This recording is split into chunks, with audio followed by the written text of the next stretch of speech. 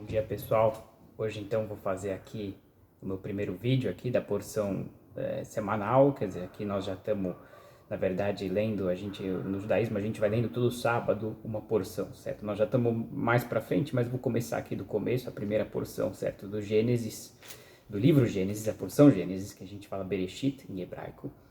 E todo mundo já deve ter escutado pelo menos um pouco de toda a história, né? Que Deus criou o mundo em 6 dias, no sétimo ele descansou, certo? Eu vou resumindo aqui mais ou menos e vou entrar em alguns pontos interessantes. Ele criou o homem, criou a mulher, e aí teve aquele episódio da árvore do conhecimento, certo? Que veio a serpente, e naquela época ela andava, segundo a Bíblia aqui, e ela veio até a Eva, certo? A gente fala em hebraico Havá, e ofereceu para ela, falou, não, mas Deus mandou, não, falou, pode ir, vai, porque Deus tem medo que você vai você vai saber tanto quanto ele, você vai crescer muito espiritualmente e tudo. E aí ela acabou provando, ofereceu ao marido, os dois provaram, e aí a Torá descreve aqui, certo? Falando que a voz de Deus passeou pelo jardim do Éden, certo? E aí o Adão, ele tinha comido a fruta, então ele, de repente, parece que ele adquiriu uma certa consciência de que ele estava pelado, ele ficou com vergonha. E porque talvez antes ele tinha uma certa inocência, assim, vamos dizer assim, mas talvez como de um nível de um animal, assim, no sentido de não ter esse tipo de, enfim, de consciência, assim, né? Mas depois que ele comeu do fruto, sim. E Deus inocentemente pergunta, Ieka, né, em hebraico, cadê você? Claro que Deus sabe onde ele está. Mas Deus queria quebrar o gelo, não queria falar, você, não sei o que. Ele queria conversar devagarzinho com ele.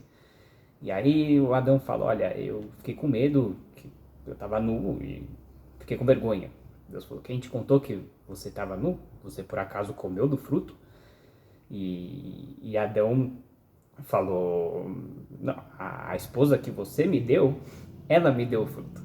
Aí que já entra o Urashi, certo? O maior comentarista de toda a Torá, Rabbi Shlomo Yitzhak, ele é da era medieval, lá pelo ano 1100. É interessante que ele comenta toda a Torá. Ele é simplesmente um grande, grande rabino.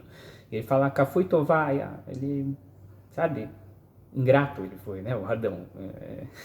A esposa que você me deu de presente, ela que me deu fruto. E aí Deus falou pra mulher, e aí? E você, o que você tem a dizer? Ela falou, foi a serpente me, né? Porque a grande dúvida, e aí eles foram expulsos, né? Mas a grande dúvida é, poxa, por que foram expulsos? Eles comeram do fruto, e daí? Não tem perdão, né? A gente fala tchuvá, né? No judaísmo, claro que tem, mas eles não pegaram a oportunidade, Deus não queria castigar eles. Deus falou, deu uma chance. O que Deus esperava deles? Olha, desculpa, realmente, errei. Era só isso que era para falar. Aqui já começou a coisa a não ir tão bem. Depois a Torá que vai contar do nascimento dos dois primeiros filhos, certo? Caim e Abel, a gente fala Caim e Hevel. E o Caim, ele era agricultor, certo? E o Abel, ele era pastor. Porque na verdade depois a gente, voltando um pouquinho atrás, desculpem, mas Deus não só expulsou eles, mas como também colocou algumas maldições, né? Ele falou que pro Adão que, olha, a partir de agora a terra vai ser amaldiçoada. Quer dizer, antes a terra você plantava e as coisas já nasciam, né?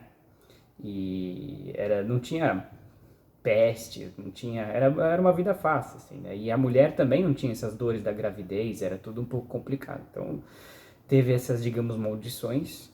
E o Abel, quer dizer, vem dessa maldição, ele falou, eu não vou ser agricultor, eu vou cuidar aqui do pasto. Deus não quer, pelo menos agora, que eu seja agricultor. E o Caim falou, não, eu vou ser, né?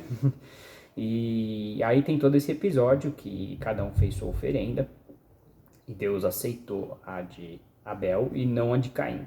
Mas ele falou para o Caim, olha, não estou aceitando agora, mas continua tentando, não desiste aí, não, né? Porque na verdade, de novo entra o Urashi aqui, o Urashi ele é fantástico, ele elucida toda a Torá, assim, né? O Caim quis dar meio que o pior que ele tinha ali para falar, tá vendo, você amaldiçoou a terra, e agora é isso que eu posso dar aqui. E o Abel pegou o melhor, não sei se era cabritinho, bezerrinho, alguma coisa ali, ofereceu o melhor que ele tinha para ele. Então, Deus aceitou dele. E aí Caim ficou com ciúmes e matou o Abel, o primeiro assassinato da história. E, enfim, resumidamente aqui vai acontecendo. Depois disso não acontece muitas coisas.